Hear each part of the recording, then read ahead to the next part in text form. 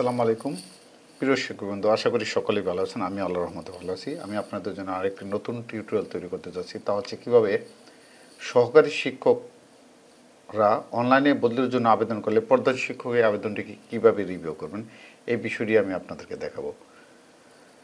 আমার চ্যানেলটি যদি ইতিমধ্যে কেউ সাবস্ক্রাইব করে না থাকেন, প্লিজ সাবস্ক্রাইব করবেন নেবেন।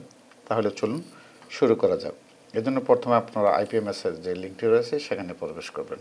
আপনারা জানেন login.ipms.dp.gov এই ওয়েবসাইটে যাওয়ার পরে আপনি ইন্টারফেসে গিয়ে প্রধান শিক্ষক তার ইউজার আইডি এবং পাসওয়ার্ড দিয়ে লগ ইন করবেন। আমি আমার ইউজার আইডি পাসওয়ার্ড দিয়ে প্রবেশ করলাম। করার পরেই আপনার ড্যাশবোর্ডে দেখতে পাবেন যে অপেক্ষমান তালিকা। আবার যদি এই বদলির ড্যাশবোর্ড এখানে ক্লিক করেন, সেখানেও দেখতে পাবেন অপেক্ষমান তালিকা। এখানে অথবা এখানে আপনি ক্লিক করে এই আবেদনটি রিভিউ করতে পারবেন। এখন দেখি যে শিক্ষক আবেদন করেছেন, আমি সেটি রিভিউ করে দেখাবো কীভাবে আপনি রিভিউ করবেন। জাস্ট এখানে যাবেন, যাওয়ার পরে দেখতে পাবেন যে শিক্ষক সরকারি শিক্ষক আবেদন করছে তার আবেদন আমরা এখানে দেখতে পাবেন। দেখার পরে আপনার এখান থেকে জাস্ট দেখতে পাবেন। দেখার পরে দেখতে পাচ্ছেন এই যে এই অংশে রয়েছে রিভিউ করুন। হ্যাঁ, রিভিউ চলমান, রিভিউ করুন। এই যে রিভিউ করুন, জাস্ট এখানে ক্লিক করবেন।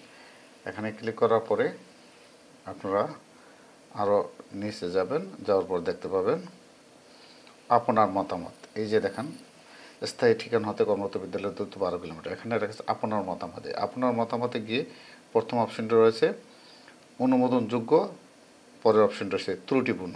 আপনি যদি মনে করেন এই আবেদনটি সঠিক হয়েছে, তাই এখানে টিকমার্ক দিয়ে জাস্ট সাবমিট বাটনে ক্লিক করে দেবেন। আর যদি মনে করেন এই আবেদনটি যথাযথভাবে সঠিকভাবে দেওয়া হয়নি বা দূরত্ব ভুল দিয়েছে, সেক্ষেত্রে আপনার আবেদনটি বাতিল করতে পারবেন। যদি ত্রুটিপূর্ণ এখানে ক্লিক করে এই কেন এটি ত্রুটিপূর্ণ এই কথাটি উল্লেখ করার পর যদি এখানে আপনি কিছু লেখেন, দেখুন এই যে এই সাবমিট বাটনটি অ্যাক্টিভ হবে। আমি এখানে এটাকে বাতিল করে দিচ্ছি। আমি এই আবেদনটি যে প্রধান শিক্ষক অনুমোদন করবেন এটি সঠিক, তাহলে অনুমোদনযোগ্য জাস্ট এখানে দিয়ে সাবমিট করুন।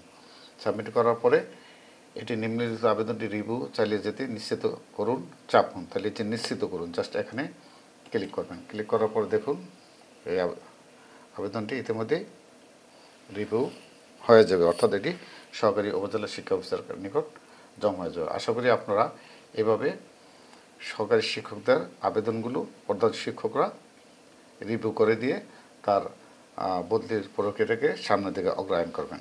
ধন্যবাদ সবাইকে এই ভিডিওটি দেখার জন্য।